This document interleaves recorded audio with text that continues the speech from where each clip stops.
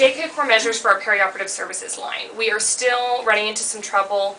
Our numbers that they are auditing from our internal review process look great. However, they're not extrapolating to our entire patient population.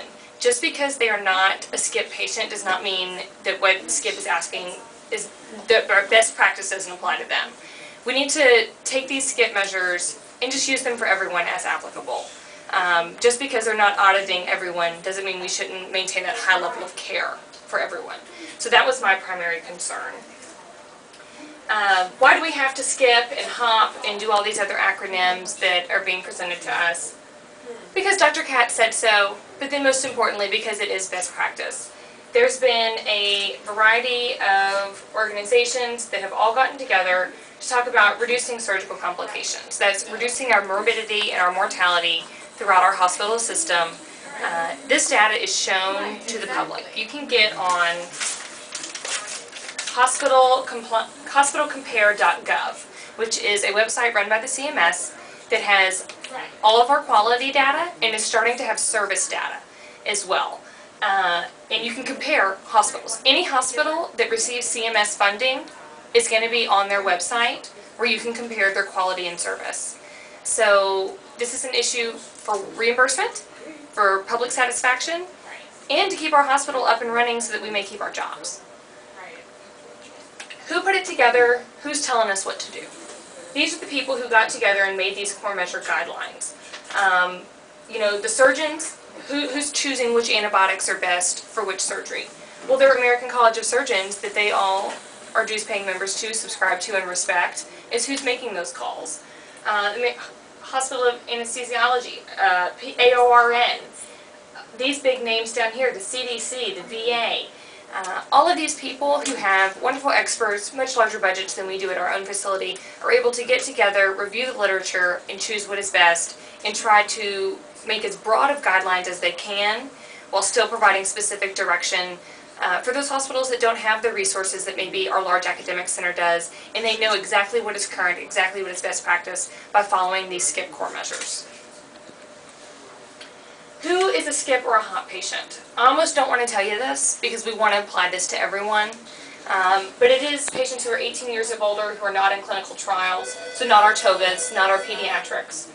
Length of stay is less than 120 days. Not Mr. Busick, not Mr. Scott. People that are coming in, getting something done, might stay a little while, going home. No pre-op infections. If they're a known MRSA, if they're a known VRE, they're not being counted on this because their antibiotic management is going to be so much different. No major traumas, no major burns. I don't know what major trauma is. You know it when you see it, but where is that line drawn? What if it's a moderate trauma, or minor trauma, or a major trauma? Let's just treat everyone the same. Let's maintain our high standards of care for everyone. No burns, and then no other surgeries within 3 days. So our serial washouts are not being included on this data. Does that mean that they shouldn't get antibiotics? Of course not. Does that mean they shouldn't not receive beta blockers if they're at coronary artery risk? Of course not. The specific surgeries that they're red flagging as being most likely to benefit from these measures, and also a guideline for us in measuring, are the CABs, every vascular surgery, hips, knees, hysterectomies, whether they're open, whether they're laparoscopic, they're included, and any colon surgeries. And then of course beta blockers, VTE, and hair prep is universal. The prophylactic antibiotic received within 1 hour prior to surgery, the choosing of the antibiotic, and the discontinuation time. Really these first two are on y'all, which is a lot of responsibility right off the bat. Helping the surgeons to use the charts that we have, letting them know that they're available.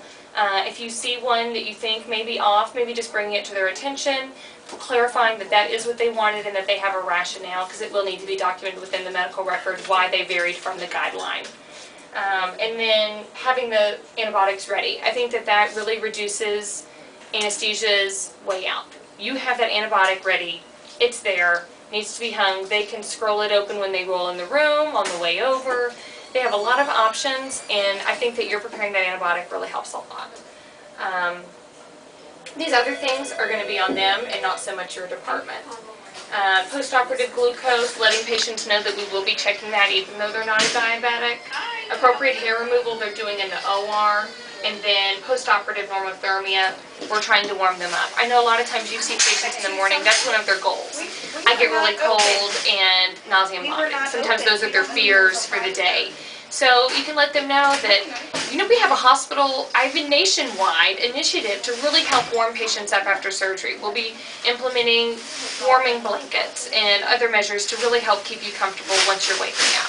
Letting them know that this is a big national deal and we're going to help them out. The beta blockers is where we're falling out. I did an informal audit yesterday. I only had 41 samples, only found 20% compliance. Now given, maybe things were given and they just didn't make it on the record. I did not search the computers thoroughly. I just went by the paper records and what was ordered. But that really frightened me. That without having our audit patrol following behind them, things are not getting done. And that's not appropriate.